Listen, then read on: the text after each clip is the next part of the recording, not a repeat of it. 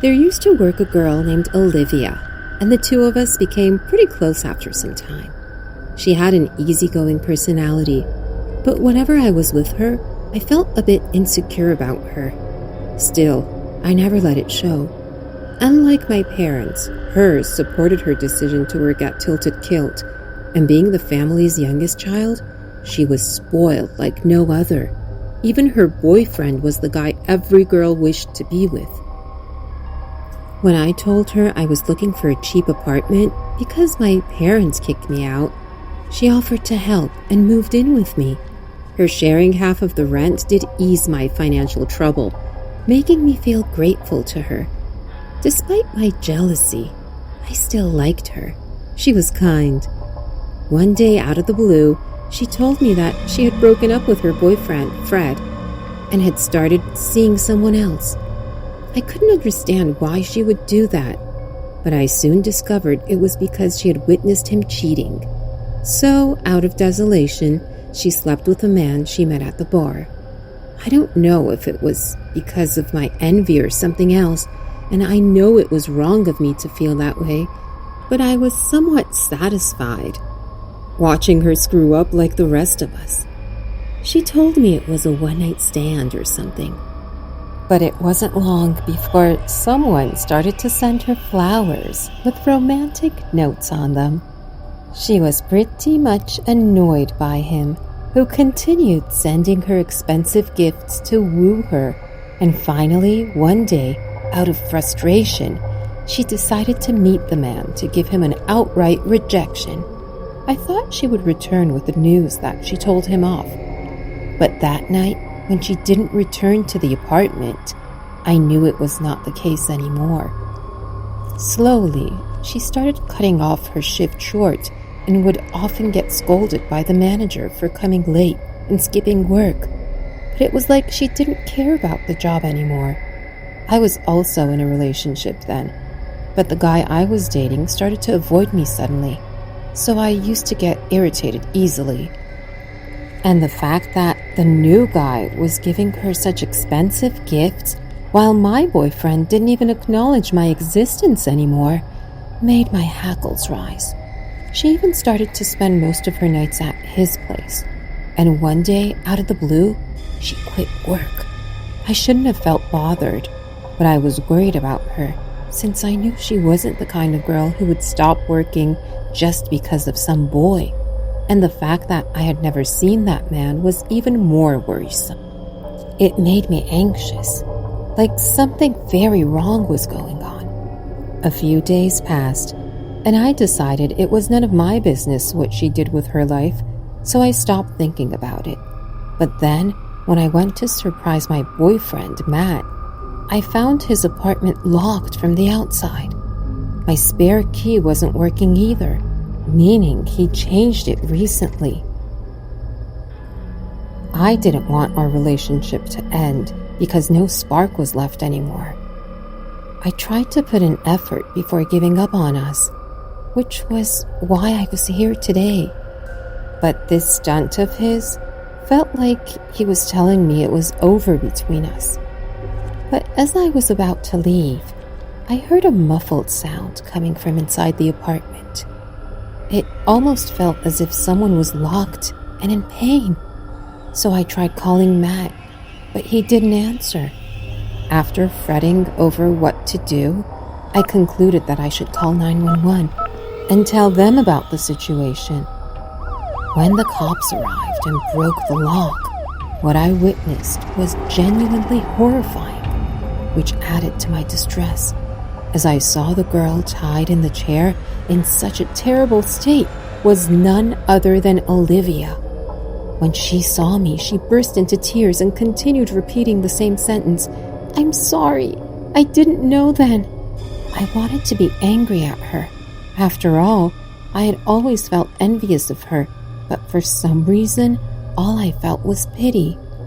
It was evident by the bruises and wounds all over her body that she was indecently assaulted, and judging by the condition of her injuries, it wasn't just once or twice. I got a picture of what could have happened here and that the man she told me about must be Matt. guess that was why he was distancing himself from me. I heard her side of the story when she told the cops everything. The day she went to reject him, he used his manipulation skills on her and convinced her that he could make her happy more than her ex ever did. As heartbroken as she was, she needed something to fill the gap in her heart, so she started seeing him. He slowly became controlling and possessive, and even made her quit her job at Tilted Kilt. But one day she saw my incoming call on his cell phone. When confronted, Matt lied that it was his ex-girlfriend, who was still clingy. But since she had already heard from me about my boyfriend and had often seen me talking to him, she instantly knew he was lying. She made a mistake when she told him she knew me and that he was lying. So before she could walk out on him, he grabbed her by her hair and dragged her inside, only to lock her inside his apartment. He started mistreating and beating her whenever she tried to escape, and she began to lose hope that she would be able to get away from him. But luckily, I decided to visit the bastard. In my mind, she had always been a frenemy to me, the girl I cared about but secretly hated some things about her.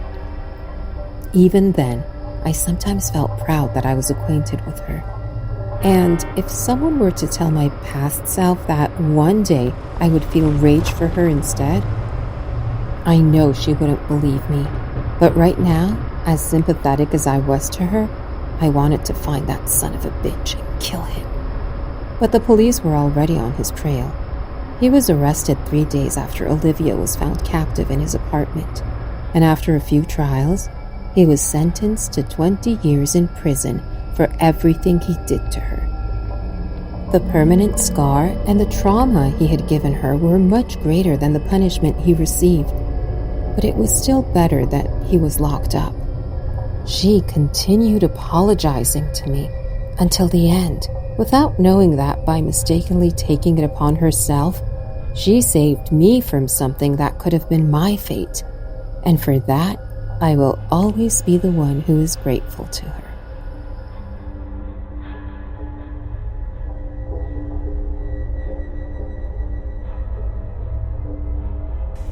Hey guys, thanks so much for all the support. If you haven't subscribed to the channel yet, please feel free to do so. There was a Tilted Kilt restaurant downtown around where I lived, and when I urgently needed a job, I thought of applying there. But before doing that, I wanted to go and see what the environment of that place was, and if I would be able to work at such a place. Now that I think about it, I'm glad that I did. I'd never been to any of its outlets before, and only heard stories from my desperate guy friends, who often said, "You should work in Tilted Kilt," or "Your figure qualifies to be a Tilted Kilt employee." I would either smack them in response or swear at them for saying things like that. That was why I thought of that place when I couldn't find a job, even after giving more than 20 interviews in the past week. I called Derek, since he was the one who frequented that place, and after swearing at him like a trooper for his lewd remarks that I was finally putting my sculpted body to good use, he agreed to take me there so that I could see if I would be able to work at that place or not. There was a sociology class I had to take that evening, and since I needed the extra credits, I couldn't skip it, so I asked him to meet me outside the college gate after I was done. The professor was excellent. He would have let me take this class some other day if I had told him my problem, but if I did that, other students would start gossiping about me again, and I was fed up with all those groundless rumors about me, that I seduced teachers to get better grades. Listening to such nonsense, even after working myself to the bones, was not a pleasant experience, so I tried my best to avoid doing something that would add fuel to the fire.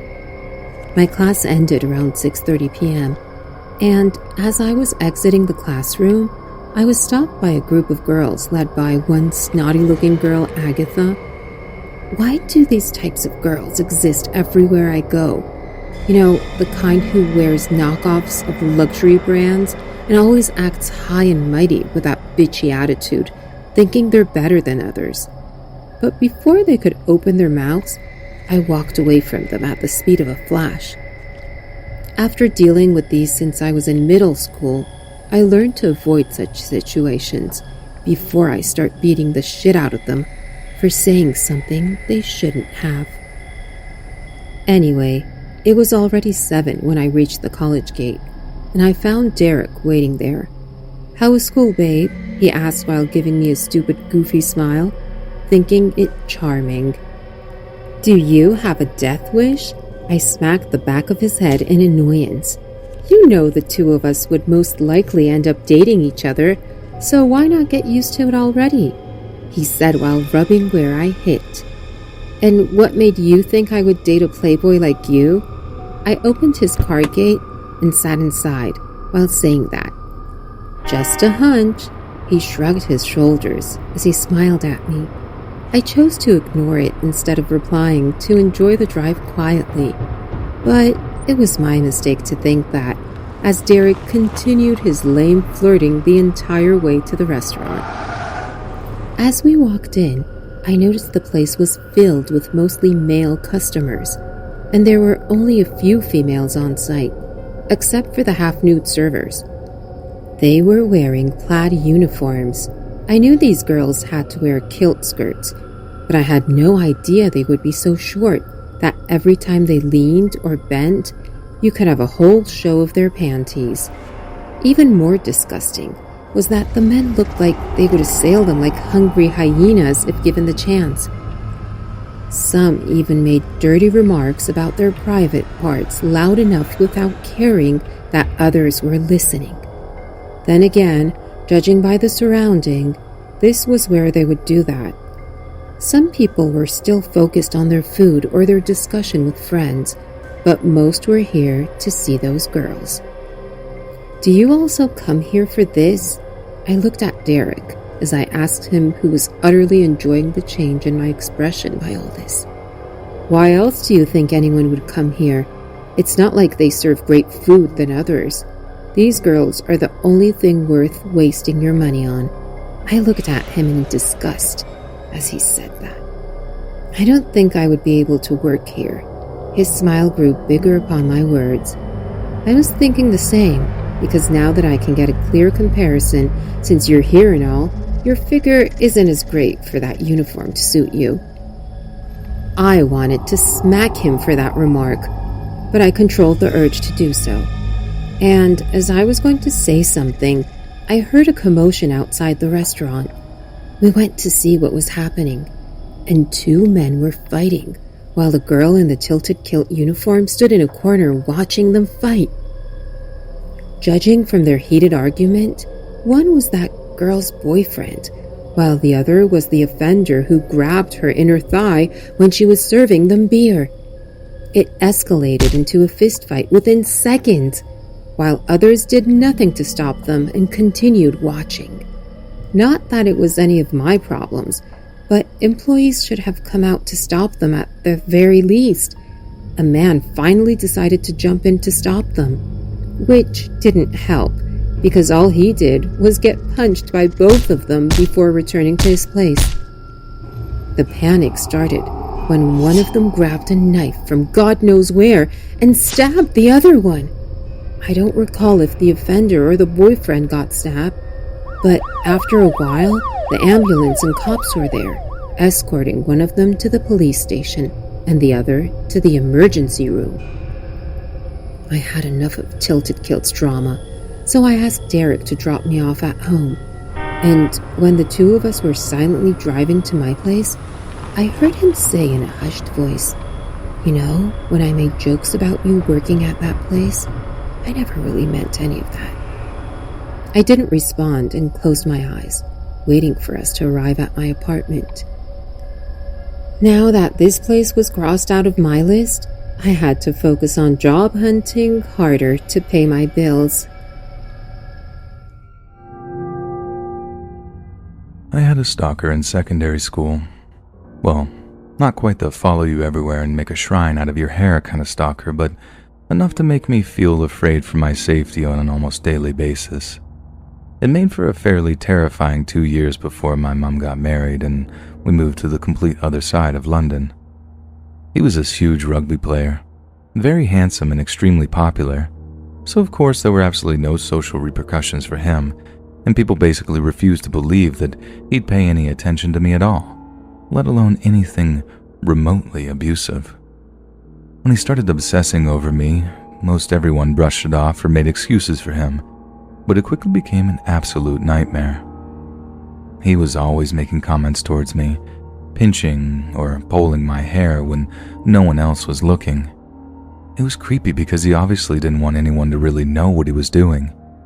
He knew it was disturbed, and he knew it would make him look bad if it all came to light. Sometimes he'd say things like, "I can smell you. You're about to be on your period." Or, "Nice and clean." Always in the creepiest, perviest way imaginable, as if it couldn't get more obvious that he was enjoying it. One of the scariest moments I can recall is when I was scanning the vending machine one morning before class trying to figure out what to have for breakfast.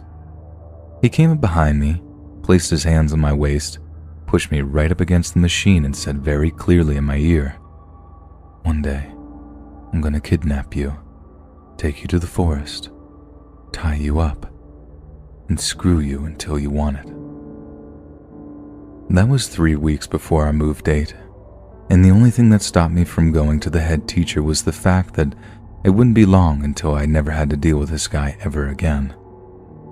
But I now know that that was the complete wrong approach. Even if you manage to escape someone like that, they just pick a new victim, and another, and another. They only stop victimizing women when they're actually confronted by authority figures, and even then they might be psycho enough to just carry on. So please, if anything like this happens to you, report it to the relevant authorities. Even school staff take stuff like that really, really seriously and won't hesitate to get the police involved if they think that's the right course of action. I used to work for the Chico County Sheriff back in the mid-90s. Chico really in the middle of nowhere, the poorest place in the entire state of Arkansas. But when I was a deputy, there was never more than about 10,000 people in the entire county. It was and still is the kind of place that people drive through without a second thought. But I thought about Chico a whole lot. I think about it every day. Sometimes it's all I can think about, no matter how much booze I sink or how many pills I take. And back in the fall of '96, Chico started to become flooded with a kind of low-grade crystal methamphetamine that was called crank or biker meth. High-grade meth forms crystals, hence the name, but the low-quality stuff is just a powdery white substance that can burn up the user's throat because the stuff it's cut with. We were finding that junk everywhere. It was decimating the poor folks out there. It was in the schools and the bars, even in the churches. We arrested this one kid who'd been awake all weekend and had sat there twitching in the pews until the collection plate came around. Didn't even care that people saw him take the money either, and was too messed up to even have any means of a getaway. Violent crime skyrocketed in the space of about 4 months. Things were getting out of control. We were picking up tweakers from all over that were making pilgrimages to Chico just to spend their money on the cheapest, dirtiest crystal we at the department had ever seen. I put cuffs on guys from Louisiana, Texas, Mississippi, Alabama, even as far away as Indiana. The county sheriff even got a call from the governor who demanded something be done about it all. And as you can imagine, all that fecal matter rolled straight downhill. But we had no idea where this stuff was coming from. Anyone we picked up for selling wouldn't talk about who they got it from, no matter what we threatened them with. And they were like crystal commandos. And from my experience, that's just not like tweakers to cover for each other.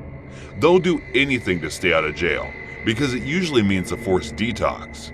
But these dealers, they kept their mouths shut. Like they were full-blood mafia, like Crystal Nostra or something. Like, they were more scared of the guy selling it to them than they were of us. We bagged one guy with 6 pounds of the stuff, and it was me that drove him over to the county for booking. Afterward, I went back to my car, and there was all this might have caked onto the floor and into the back seats, my cruiser. I mean, it was everywhere.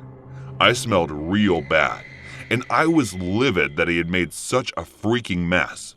But then it hit me. All that mud had come from somewhere, right? By the looks of it, we managed to bag the guy just as he gotten the re-up from his connection. So wherever the sky just came from was muddy, real muddy, like maybe somewhere out near the Mississippi or one of the lakes out here in Chico. I decided to take a drive just to see what I could see. Maybe a little walk to have a feeling took me besides. What's the worst that could happen? I found our crystal cooks and brought them in for the big win. Well, as it turns out, that actually was the worst thing that could happen afterwards. I never be the same again. I spent a lot of time fishing with my pa when I was a kid. That's pretty much all there was to do in Chico, a county of over 40 separate lakes and reservoirs, and I've been to almost all of them. Most of the shorelines are shale or sandy soil, but one particular shoreline is pure mud when you're going to lose your shoes in if you don't have the foresight to wear rubber boots. And it has the infinitely creative but descriptive name of Mud Lake. And it was Mud Lake that I decided to take a drive to that afternoon. The lake itself isn't too popular with fishermen, not unless you're looking for some monster catfish, and those things can be much more trouble than they're worth reel in, so has some trace in the edge of his own foot. I thought it was pretty strange to see a trail of smoke wafting up through some trees around the other side. I mean, was faint, real faint, and maybe if the wind had been blowing just a little, I'd never seen it at all. But it was eerily still that day and just as quiet. It took me about 20 to 30 minutes of walking, but I traced the edge of the lake, right around to the rough area, could see the smoke. The closer I got to the source, the more I began to smell this disgusting, putrid stench, almost like a mix of rotten eggs and cat urine. I almost noticed that patches of what would have otherwise been healthy plant life had started to die, like whatever I was closing in on was death itself. How no life could survive near it. I thought about turning back a few times, but eventually came across when I was only described as a suit, use of wood panel and corrugated iron shacks. I know I should have called out to see if anyone was home or announced myself as a deputy and demand that whoever was inside should come out. But the feeling of dread in the pit of my stomach just seemed to stop any words from coming out of my mouth. Cops don't go by the book all the time, especially not small-town deputies like me. Besides, I couldn't hear anything coming from inside any of the shacks, and aside from the small campfire burning in a clearing between the shacks, there were little signs of human inhabitation. See, I push open the door to one of the shacks with my .44 drawn, and immediately recoil at the fumes that come out, and never actually seen a working meth lab before. But I didn't need any narcotic expert to tell me that's exactly what I'd just seen. There was all kinds of trash strewn around in their discarded packaging, from cold medicine, batteries that had been cut open, used coffee filters, and what wasn't included, all the improved glassware set up on the small table that I had heard stories about how bad they'd smell from all the chemicals being mixed up in them, which must have been where that cat pee smell was coming from, and backed off from the shack, coughing and sputtering, feeling nauseous with my eyes streaming. I felt awful, but at the same time kind of elated. I was almost certain that I had found our meth cook. It was only when I searched the other shacks that I began to feel really freaked out. The first one was evidently some kind of sleeping area.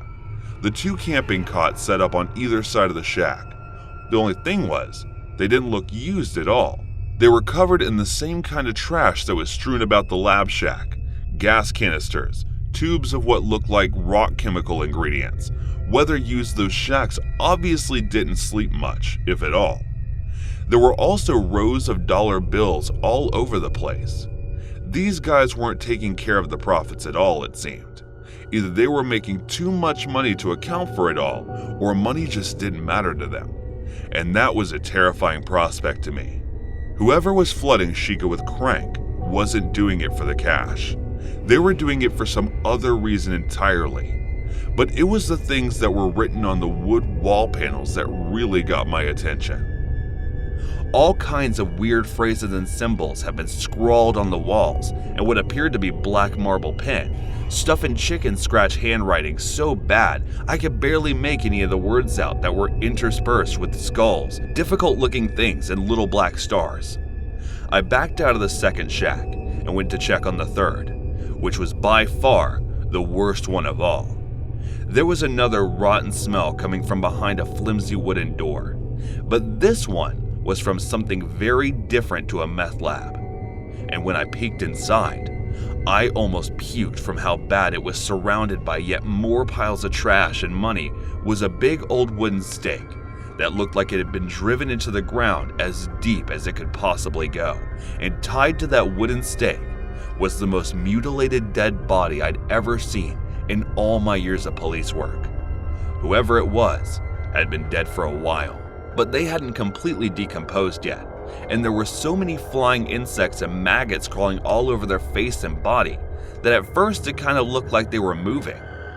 I'm not sure how much damage had been inflicted while they were still alive, and I pray that most of the mutilation had been done post-mortem. But the look of agony of the corpse's face made that almost impossible to imagine. The poor saw that had been tied to that stake had been scalped, had one of their eyes removed, had teeth pulled, fingers cut off with the stumps looking like they'd been cauterized to stop them from bleeding too much. There was deep, dark-looking patterns of cuts across their face that suggested that they'd been carved up in a kind of ritualistic way while they were still alive. The same kind of black burn marks on their finger stumps were present on the torso and thighs, to looking almost like cigarette burns, but like they'd been inflicted by something bigger. There were many other wounds on the body that would have required a coroner to really be able to tell how they were inflicted. But one thing was clear to me. Whoever this was had been tortured, maybe even to death. Then read his "I'm about to turn around the head" back to my cruiser and radio the whole thing in. I hear something moving through the trees behind me. I spin around to see the filthiest backwoods monster I'd ever seen, just walking through the trees in nothing but boots, a pair of urine-stained white briefs, a shin holster with what looked like a hunting knife tucked into it, and a gas mask. He had some kind of AR variant slung over his shoulder too, but luckily I had my .44 trained on him before he could react and reach for it. I told him not to move, right, put it down, and at first he starts raising his hands nice and slow. All I could see of his face was the cold, dead gaze that stared back at me through the misty clear plastic eye holes of his gas mask. There was just nothing behind them, like they were a doll's eyes or something alive but non-alive. Man, I heard something move behind me, and I figured it must have been his partner or whoever the second camping cot belonged to. And for just a second, I was dumb enough to give this guy my back out of fear that his partner was trying to sneak up on me. But it must have been a possum or something running through the woods, because there was nothing there when I turned. And by the time I looked back, the guy in the gas mask was unsoldering his rifle and preparing the fire. I let off 3 shots at him, and I'm pretty sure I missed every one. In return, he let off an automatic burst of his rifle that ripped up the shacks behind me, and somehow, either from the poor vision of his mask or the recoil of the rifle, managed to miss me to Nixon, I know. I'm running through the trees, trying to see the trunks cover in between, looking for a solid position to return fire. I can hear the sky barking like a rabid dog while he's chasing me, and I fire 3 more shots in a running gun battle that leaves my .44 empty. He replies with another burst of his rifle, and although it didn't feel like I'd been hit right away, I suddenly found I wasn't able to run anymore. Like I suddenly lost all feeling in my right shin. A human makes this mudded whipping sound like he must have seen me go down and realized one of those shots that hit the mark. But from the lack of follow-up fire, I figured that he too must have been out of ammo. I didn't see any spare magazine on him, and he was half naked after all. But he didn't have the knife on him, and I could hear him hollering about how he was going to use it on me as he took off after me through the trees. The whole time, I'm reloading my .44. I'm thinking about the state of the body back there in the third shack and how he'd have all the time in the world to work me over. Just as I'm assuming he had done to the poor soul that was tied to the stake, that was the most afraid I'd ever been in my entire life. Every single other emotion pales in comparison to the intensity of that fear. I was shaking so bad I could barely load my revolver. Even with the speed loader, I could barely manage it. But somehow, I did. Rolling once my back and aiming just in time to see the monster coming through the trees, me with his knife in hand, I pull all 6 bullets into him, and then watch them collapse into the dirt like a sack full of rocks. It wasn't over though. I still had to crawl back through the mud and the blood to my cruiser, and I had to sneak past the cook's dead body in order to do so. The whole time I'm crawling past him, I was expecting his eyes to just open suddenly like a horror movie or something, for him to roll onto my back and plunge that hunting knife into my neck.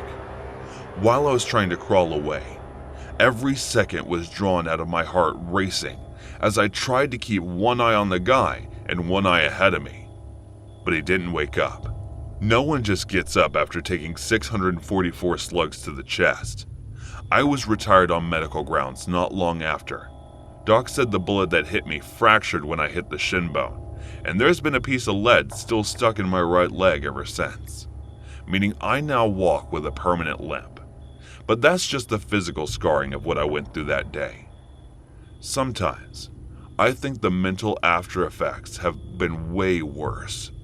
I barely slept a wink for months. And if I actually did manage to drift off after drinking myself into a stupor, the nightmares would be enough to have me waking up screaming, having soaked the bed sheets with cold sweat.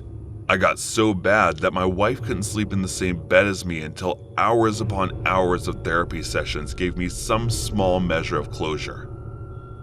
I thought for a while she might divorce me, because the man that came back from Mud Lake just wasn't the same as the one that drove out there. I'm doing much better now. Me and the wife are still strong together, and we live down in Florida quite comfortably thanks for the compensation I got from the government. I got a Medal of Valor from them for something most guys would keep on display somewhere, but I keep that thing locked away in a drawer. I figure, maybe if I write something like this, it might help process what happened back at Mud Lake, thinking that it might help me get past it. My therapist thought it might not be a good idea, and I told him I'd rather just forget. But I know that it's not possible that the memories of Mud Lake will stay with me until I'm as dead as the cook in his gas mask.